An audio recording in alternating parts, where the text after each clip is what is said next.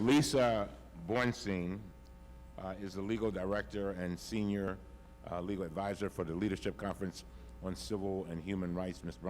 Bornstein has worked with the Leadership Council for 8 years, during which time she has championed their commitment to promoting and protecting the civil and human rights of all persons in the United States. Thank you very much. Thank you, Chairman. And thank you to members of the committee for the opportunity to testify today. I'm delighted to lend the voice of the Leadership Conference to this important endeavor. The Leadership Conference is the nation's premier civil and human rights coalition, charged by its diverse membership of over 200 national organizations to promote and protect the civil and human rights of all persons in the U.S. The Leadership Conference is committed to building an America that is as good as its ideals, and the right to vote is fundamental to attaining and preserving those ideals. The right to vote is not a privilege reserved for the few, it's essential to our democracy, and it is the language of our democracy.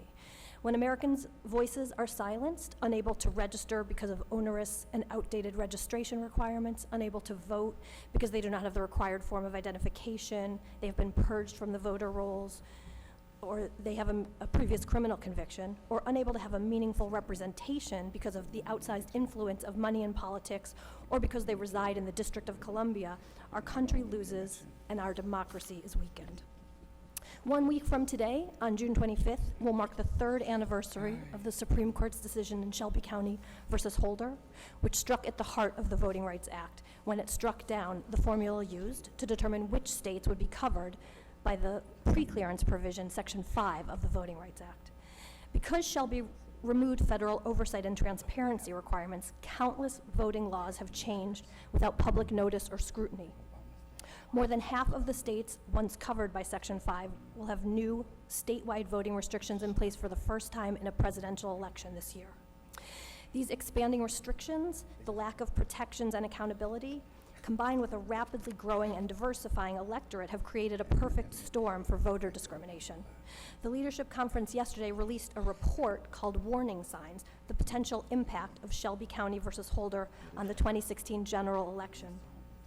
The report documents 5 states with competitive elections in this upcoming year and identifies voter discrimination occurring in those states in the aftermath of Shelby.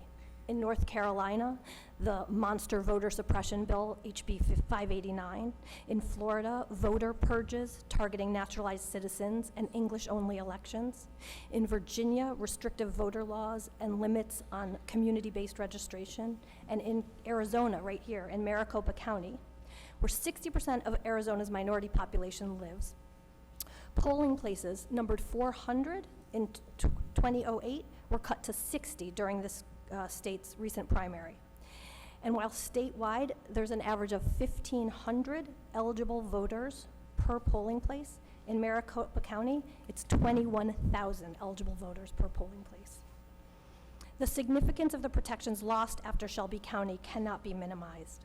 Although the days of poll taxes, literacy tests, and brutal physical intimidation are behind us, numerous, repeated, and deeply disturbing instances of discrimination and disenfranchisement of voters of color continue to this day, compelling the need for swift action to restore the effectiveness of the Voting Rights Act. One of the most successful pieces of civil rights legislation this country has seen, the Voting Rights Act has always enjoyed broad bipartisan support. Chief Justice Roberts in the Shelby decision invited Congress to redraft Section 5. And currently, there are 2 bipartisan proposals, both in the House and the Senate, to do just that. But House and Senate leadership and Judiciary Committees chairs of both House and Senate have refused to consider any legislation. The VRA has been incredibly successful at protecting minority voters from discrimination, in large part because of Section 5. The Supreme Court's decision in Shelby County has now put at risk the very progress it used to justify its opinion. Without action, decades of progress in combating racial discrimination in our electoral system are now at risk. In addition to this direct and blatant effort to take the vote away from voters of color, there is another insidious effort to restrict the voices of minority voters. The outsized influence of big money in campaigns operates to ensure that a small number of wealthy donors and special interests have an oversized voice, that potential candidates of color are thwarted from mounting an effective campaign, and that the vast majority of community members are not adequately represented. For too long, Americans have failed to see the connection between political expenditures and political outcomes.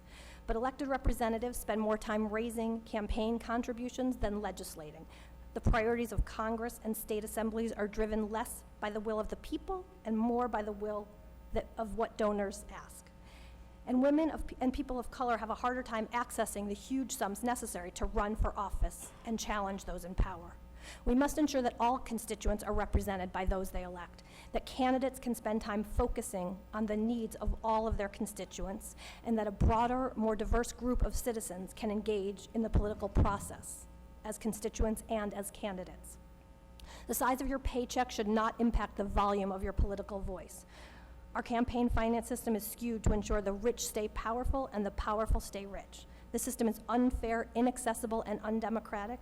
We must decouple economic power from political power and ensure a campaign finance system that allows all voices access to their representatives and all interested advocates the ability to run for office. Voting is a national right, not a partisan privilege. We must ensure that all in our community are able to participate in the democratic process regardless of zip code, proficiency in English, campaign contribution level, or past criminal conviction. Our country's long march toward a more perfect union is a longer, more arduous journey than most Americans believe. An electoral and political process more inclusive of the diverse voices that constitutes today's America can greatly further our path toward justice and equality for all. Thank you for inviting me to speak before the committee. Thank you very much. Thank you.